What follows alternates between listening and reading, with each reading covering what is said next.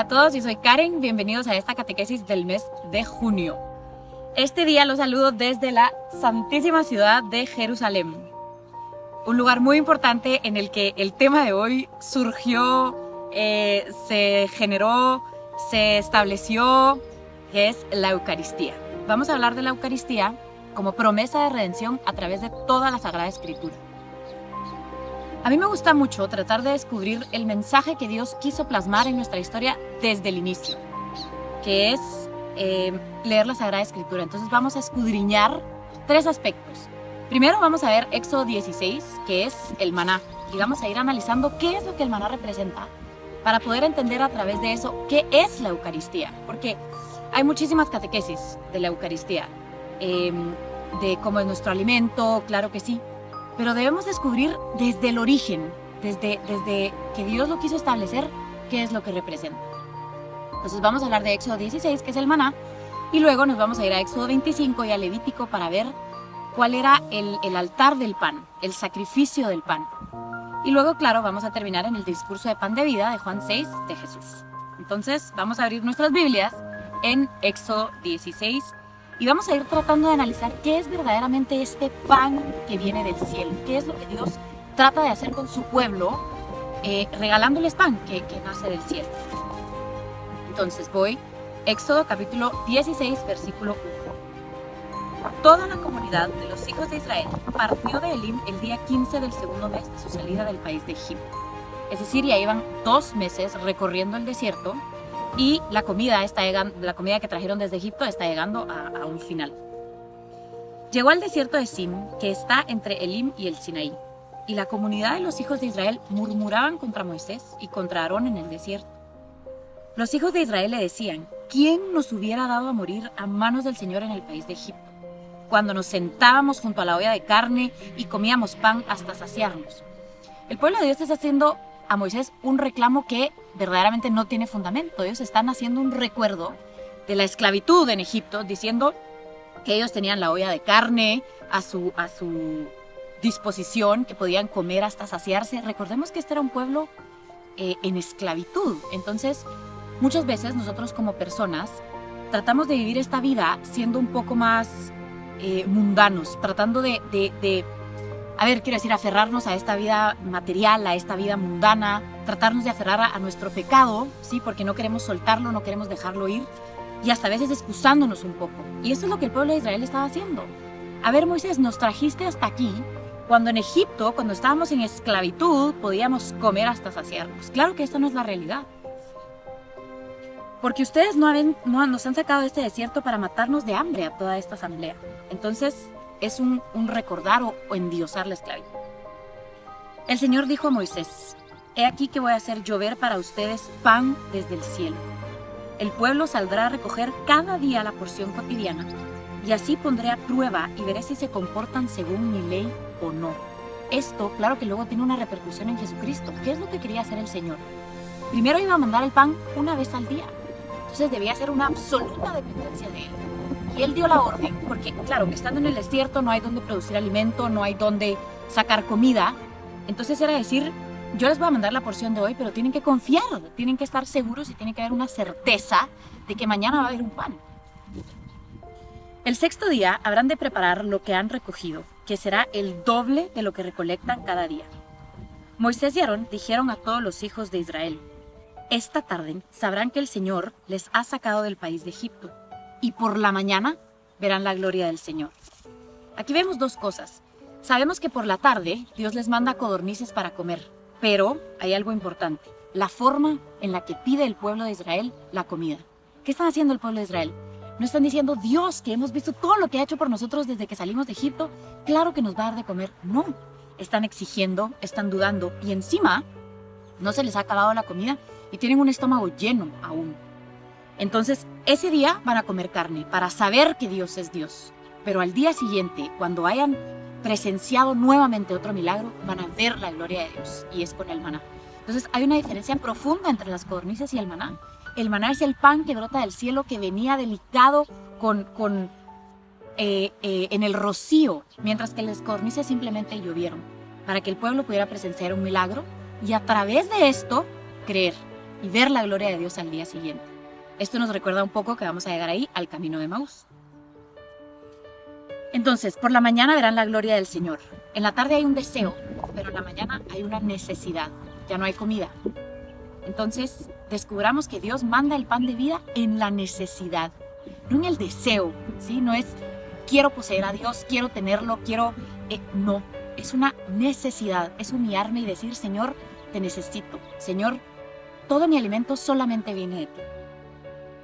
Porque he escuchado sus murmuraciones contra él, pues nosotros, ¿qué somos para que nos difamen? Estamos hablando de Moisés y Aarón. El Señor les dará por la tarde carne para comer y por la mañana pan para saciarse. Diferencia entre comer y saciarnos, que es verdaderamente la Eucaristía, es un pan que nos sacia. No es un pan que nos alimenta, ¿sí? No es un pan que nos nutre. Claro, es una nutrición espiritual, pero es un pan que nos sacia. Porque ha escuchado sus murmuraciones contra él. Pues nosotros, ¿qué somos? No van contra nosotros sus murmuraciones, sino contra el Señor. Entonces, Moisés y Aarón están diciendo, digamos, hagamos presente la forma del sacerdote, ¿por qué están murmurando contra nosotros? Si no saben que toda murmuración que hacen contra nosotros es una murmuración contra el Señor. Moisés dijo a Aarón, di a toda la comunidad de los hijos de Israel, acérquense ante el Señor, porque ha escuchado sus murmuraciones. Y ocurrió que mientras hablaba Aarón a toda la comunidad de los hijos de Israel, volvieron su rostro hacia el desierto.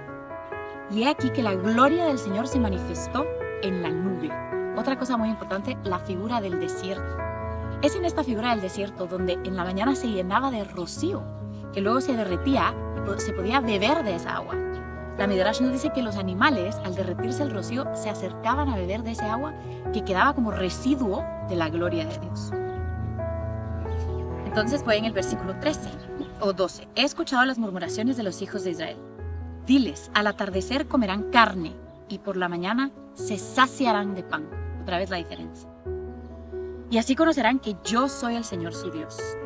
Aquella tarde, en efecto, subieron las codornices y cubrieron el campamento. Y por la mañana hubo una capa de rocío alrededor del campamento. Al evaporarse la capa de rocío, quedó sobre la superficie del desierto una cosa blanca, delgada, como escarcha sobre la tierra. Al ver los hijos de Israel se dijeron entre sí, Manu, que significa ¿qué es esto?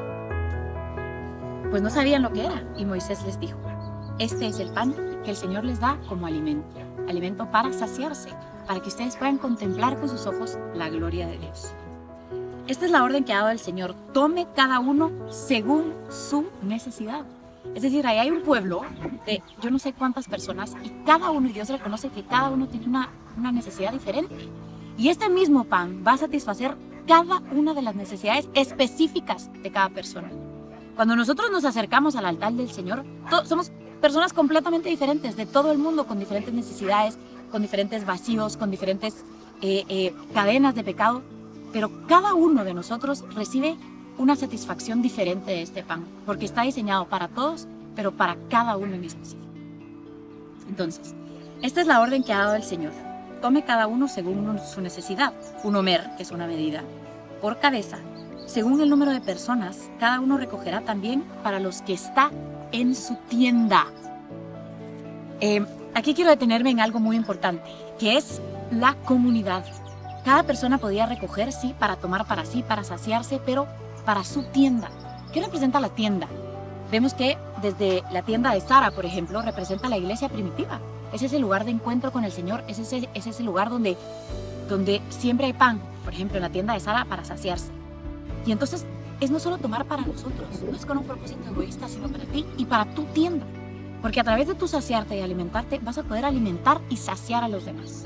Entonces, aquí implica un compromiso, que esto lo vamos a ver más profundamente cuando veamos el sacrificio. Pero no es solamente tomar para mí, recibir para mí con un propósito egoísta, sino es saciarme yo, pero saciarme para luego llenar a otros, para luego llevar a mi comunidad, a mi tienda, que es mi iglesia. Así hicieron los hijos de Israel y recogieron unos más y otros menos. Luego lo midieron con el homer y los que tomaron más no les sobraba, ni a los que tomaron menos les faltaba. Es decir, satisfizo las necesidades específicas de cada uno. De acuerdo a lo que cada uno podía tomar, si tomaba más, si tomaba menos, era exactamente lo que necesitaba. Cada uno había recogido según su necesidad. Y Moisés les dijo, que nadie guarde nada para mañana. ¿Qué implica esto? Nadie guarde nada para mañana. Es un don de fe, de confianza, de decir, toda mi providencia viene de Dios. Y hoy me acabo el pan y mañana no sé, pero tengo la certeza de que mañana va a volver a caer pan del cielo y voy a poder llenarme y saciar. ¿Y qué pasó con las personas que dijeron, uy, no, puede ser que tal vez esto no pase, entonces mejor voy a guardar para mí? ¿Qué pasó con ese maná? Sin embargo, no le escucharon y algunos dejaron parte para la mañana siguiente, pero crió gusanos y se pudrió, y Moisés se irritó con ellos. Entonces, algo muy importante, ¿qué era necesario para recibir el pan? Fe y certeza. Y al ver al día siguiente que el pan volvía a caer, volvía a resurgir esta fe de decir, wow, ¿cómo pude haber dudado el día anterior si hoy tengo el pan aquí conmigo? Y esto, quiero detenerme y hacer referencia a Lucas 24, que es el camino de Emaús, que necesitamos entender que lo importante para reconocer quién es el Señor y lo importante para poder sentarnos en su mesa y a comer el pan es la fe, es poder reconocer qué es lo que tenemos delante de nosotros.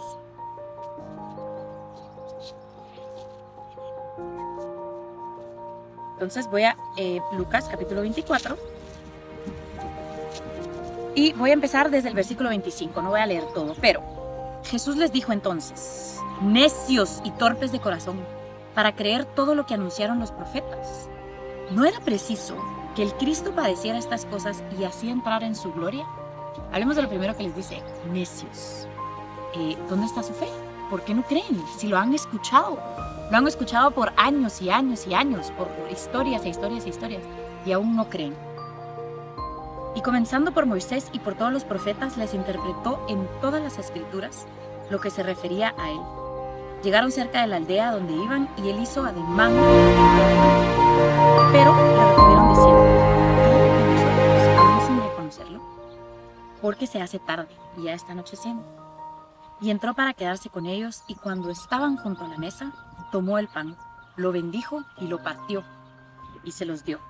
Y entonces se les abrieron los ojos y le reconocieron, pero él desapareció de su presencia. ¿Qué similitud tiene esto con lo que estamos leyendo? Es exactamente lo mismo. Hoy terminamos nuestro pan y aún no podemos ver si mañana va a haber pan, si vamos a tener alimento, si Dios va a cumplir su promesa, aún no sabemos. Pero al ver cuando cae el pan, al ver a Cristo partir el pan, se abren nuestros ojos y nuestros oídos. Es decir, recibimos el don de la fe y podemos entender qué es lo que tenemos delante de nosotros. Entonces continúo. El 21. Lo recogían por tanto por la mañana, cada uno según su necesidad, pues el calor del sol lo derretía. El día sexto recogían el doble de pan, 2 omer para cada uno.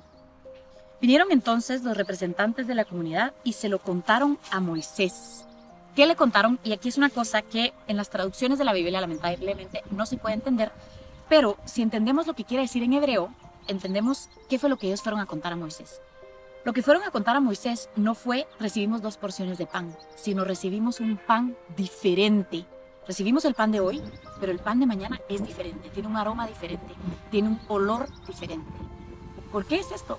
¿Por qué distinguir el pan del sábado o del séptimo día con todo el resto de panes?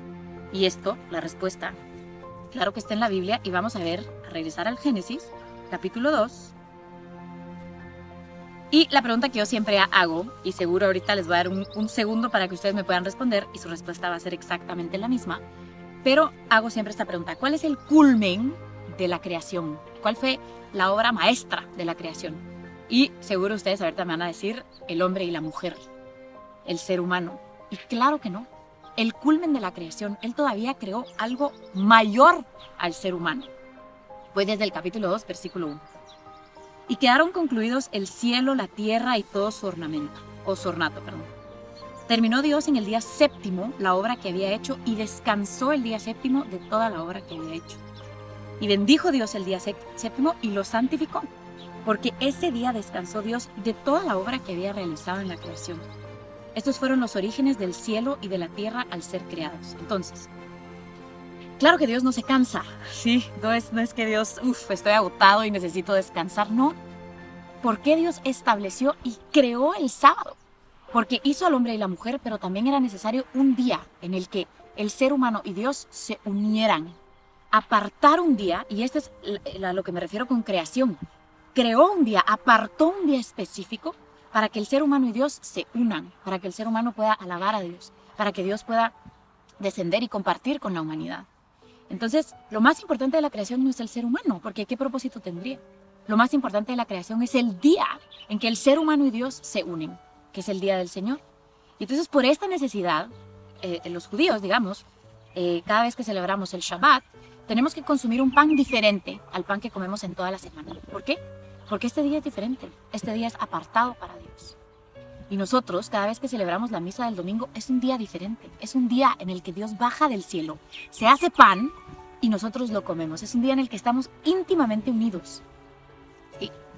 Entonces, resaltar de que Dios desde el principio quiso que este pan fuera diferente, que este día fuera diferente. ¿Sí? Entonces sigo con el 23. Él les dijo, he aquí lo que ha dicho el Señor. Mañana es sábado. Descanso consagrado para el Señor. Lo que deben cocer, cózanlo. Lo que deban hervir, hiérvanlo. Y todo lo que sobre, guárdenlo, como reserva para mañana. Y lo guardaron para el día siguiente, como lo había ordenado Moisés, y no se pudrió ni se engusanó. Moisés dijo, cómanlo hoy. Este es el día para comerlo. Este es el día del Señor. Tenía un sacerdote que me decía, ¿cuál es el día de salvación? Hoy. Hoy es el día de salvación. Y cada vez que yo consumo ese pan, estoy consumiendo mi salvación. Cómanlo hoy. Recordemos las palabras de Moisés. Porque hoy es sábado en honor del Señor. Hoy no encontrarán nada en el campo, es decir, no hay trabajo que hacer.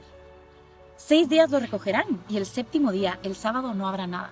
Porque es un día de intimar con el Señor, un día de hacernos uno con el Señor. Un día que el Señor creó como regalo para nosotros y yo me atrevería a decir como regalo para Él, para poder Él estar con la humanidad. 6 días lo recogerán y el 7º día, el sábado, no habrá nada.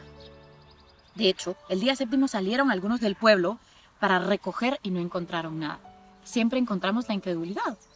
Estoy segura que estas mismas personas que salieron el sábado a recoger el pan fueron las mismas personas que tomaron de más y lo guardaron. Siempre nos encontramos con la incredulidad, siempre encontramos Tomases en nuestra vida. O incluso nosotros mismos podemos ser Tomases. Pero para todos da Dios. Este pan venía para todos, sin excepción. Y el Señor dijo a Moisés, ¿hasta cuándo se van a negar a guardar mis preceptos y mis leyes? Y aquí a mí me gusta poner mucha atención a los verbos. Miren que el Señor les ha dado el sábado. Por eso da el 6º día ración para 2 días. Permanezcan cada uno en su sitio, que nadie salga a su sitio el día 7º. Miren, observen, ¿qué es lo que hace? Mi director espiritual siempre dice, todo lo que sucede en la mesa, en el altar, es digno de ser visto. Entonces aquí Dios está diciendo, vean con sus propios ojos cómo yo estoy transformando este pan en un alimento que los sacia, en la gloria de Dios. Vean cómo lo estoy haciendo. El pueblo descansó el día 7º y la casa de Israel lo llamó maná. Era como una semilla de coriandro blanco y su sabor como una torta de miel. Y Moisés dijo, aquí quiero detenerme, esto seguramente ya lo saben, pero la Mishnah nos cuenta, o la tradición oral nos cuenta, que el pan sabía diferente, a cada persona que tenía una diferente necesidad, ese era el sabor del maná. Incluso a los que estaban amamantando, el maná era como leche de la madre. Este día, el mandamiento que el Señor ha ordenado, llena un homer de esto y consérvalo para vuestras generaciones, para que vean el pan que les di de comer en el desierto cuando lo saqué del país de Egipto. ¿Qué manda Dios? Nuevamente, Dios es un Dios para mí esto me queda clarísimo, es un Dios de testimonio, es un Dios que permite contemplar su gloria, contemplar su rostro, verlo. Si no, Jesucristo no se hubiera hecho humano. Él necesitaba que lo viéramos en carne y hueso, que lo presenciáramos con todos nuestros sentidos, y de la misma forma sucede con la Eucaristía en el altar. Todos podemos verlo, todos podemos saborearlo, todos podemos olerlo, tomarlo en nuestra mano. ¿Okay? Y aquí quiero hacer referencia a un versículo que es un poco difícil de entender si se entiende solamente en español, pero cuando nos vamos a la versión en hebreo entendemos que está hablando de la misma cosa. Y es Jeremías 2, versículo 31. En este momento Jeremías está haciendo un reclamo al pueblo de Dios diciendo, ¿cómo ustedes dicen? Porque Él les está diciendo, regresen a Dios, regresen a estudiar la Torá, regresen a estudiar la Biblia, regresen a dedicar sus vidas a Dios. Pero el pueblo está diciendo, si el pueblo está diciendo, si nosotros nos dedicamos solamente al servicio de Dios, ¿quién nos va a mantener? O sea, ¿de dónde va a venir nuestra providencia? Y más a ustedes, que entiendo que son misioneros, en algún momento se han llegado a cuestionar de dónde va a venir mi providencia. Pues este mensaje es para ustedes. Jeremías, en el capítulo 2, en el versículo 31, él dice: ¿qué generación la suya? Presten atención a la palabra del Señor. ¿Acaso ha sido un desierto para Israel o una tierra lóbrega? En este momento, la tradición oral nos dice que Jeremías está en el templo y toma exactamente esto. Cuando dice presten atención a la palabra del Señor, toma esta porción de pan que se guardó, la toma, que está en el altar, la guarda y dicen, vean esto, este es el testimonio de saber que ustedes, o sea, ya tienen un templo establecido, tienen una ciudad establecida. Cuando la gente, nuestros ancestros vivían en el desierto y no tenían nada que comer, Dios los alimentó con pan que llovía del cielo. Entonces, otra vez, raza de incrédulos, generación de incrédulos, ¿por qué no pueden creer si lo están viendo? Jeremías lo levantó con su mano y dijo, vean, recuerden lo que Dios hizo con nosotros en el desierto.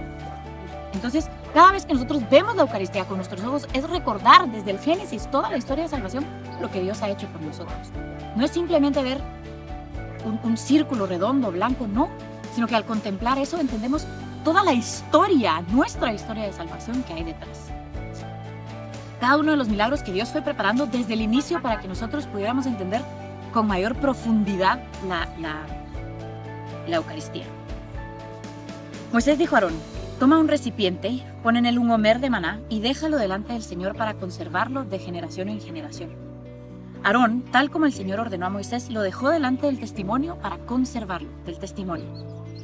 Y los hijos de Israel comieron el maná durante 40 años hasta su entrada a la tierra habitada. La tierra habitada, ¿por qué? Ya vamos a leer.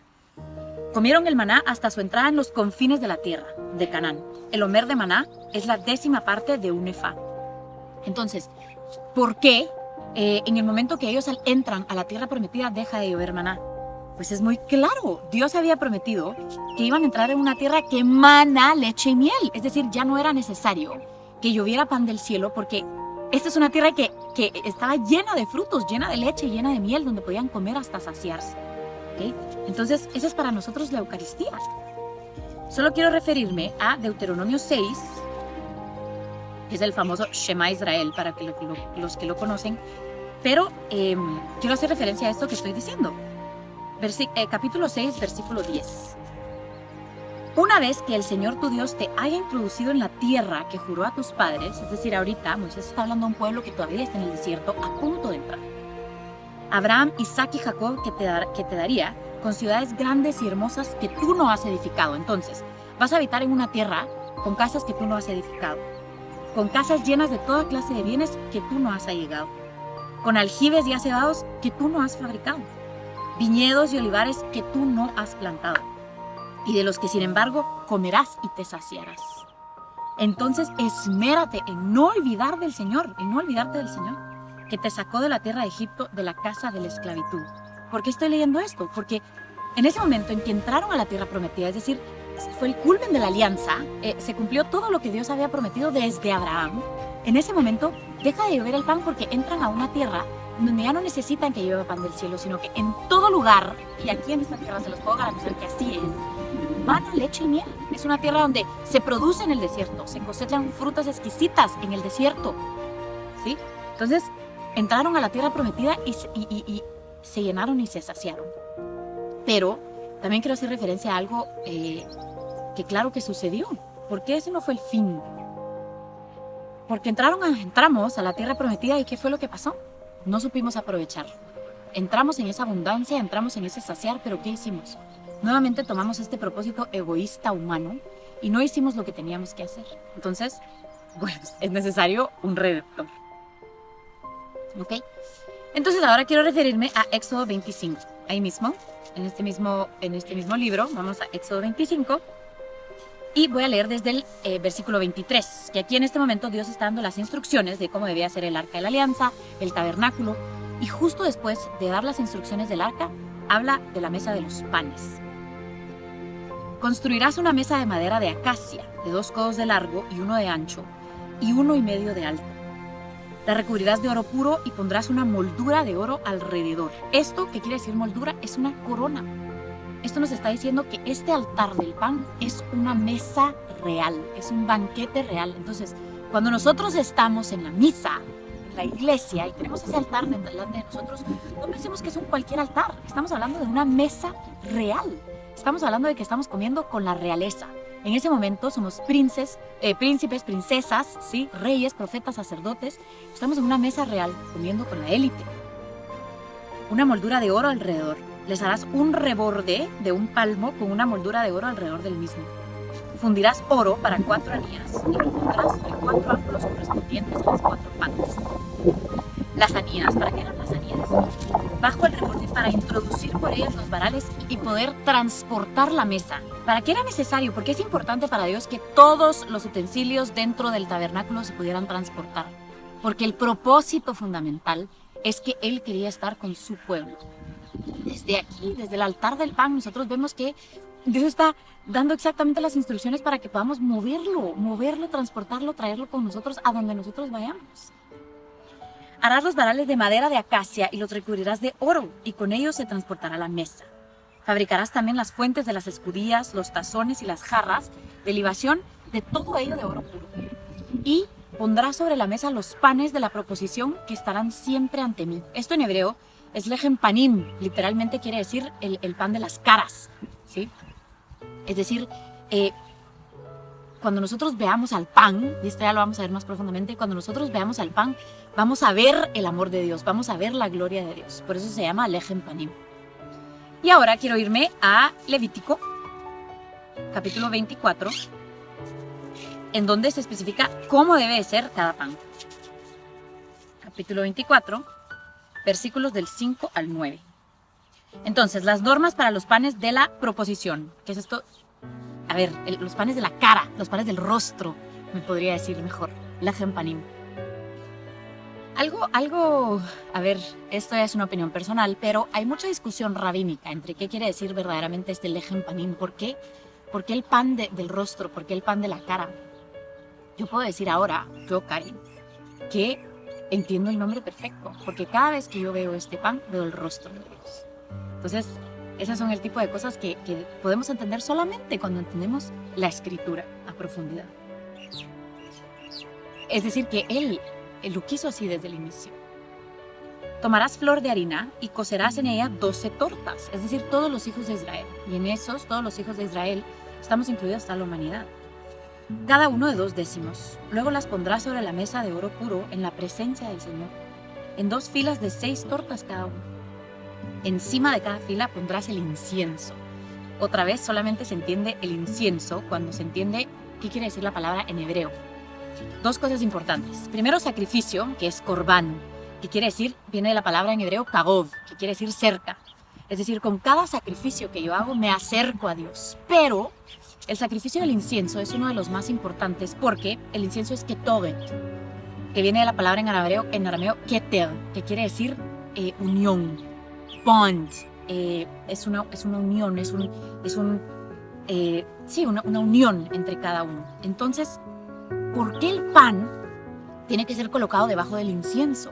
Porque no solamente es un sacrificio en el que yo me acerco a Dios, sino que es un sacrificio en el que me uno a Dios. Y por eso en el pan tenía que haber incienso, porque esto es lo que significa el incienso. Una unión, no solo un sacrificio, no solo estar cerca de Él, no solo estar aquí delante de Él, sino ser uno con Él. Y entonces cuando entiendo por qué tenía que haber incienso en el pan, para decir, este no solo es un sacrificio de cercanía, sino es un sacrificio de unión, de ser uno, entiendo la Eucaristía. Entonces, encima de cada fila pondrás incienso puro para que haga los panes un memorial, una ofrenda consumida en honor del Señor. Todos los sábados se renovarán delante del Señor como alianza perpetua. Es decir, si el Señor dice aquí alianza perpetua, quiere decir es para siempre.